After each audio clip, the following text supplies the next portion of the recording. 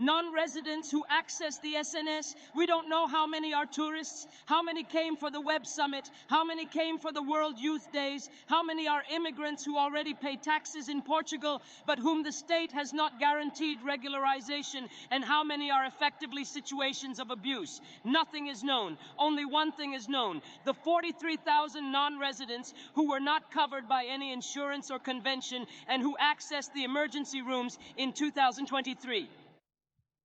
And if each one of them went to the emergency room once, that's 0.7%. 0.7% of all emergency room visits. In 2023, honorable members of parliament, winter is coming. There are pregnant women at the doors of hospitals calling to find out if they can or cannot enter the emergency room.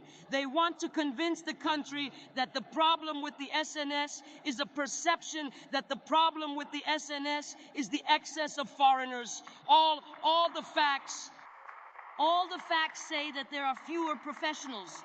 And the PSD responds that the problem is the perception that there are more users. There is indeed health tourism.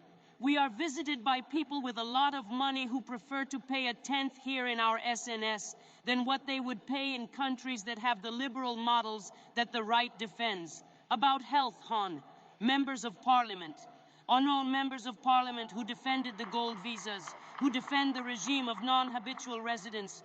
There is indeed tourism that consumes resources and does not pay anything to the states. But this is not the problem the PSD comes here to talk about. The war of perceptions is against the weak. It is against those who do not have money provided by gold. It is against those who cannot get the tax benefit. That is why they work in the construction of the PRR projects and work in the services, in nursing homes, in agriculture, in Glovo deliveries, Uber, and work in restaurants and pay taxes in Portugal, even if Portugal does not provide them decency to have documents and entangles them in an endless bureaucratic web.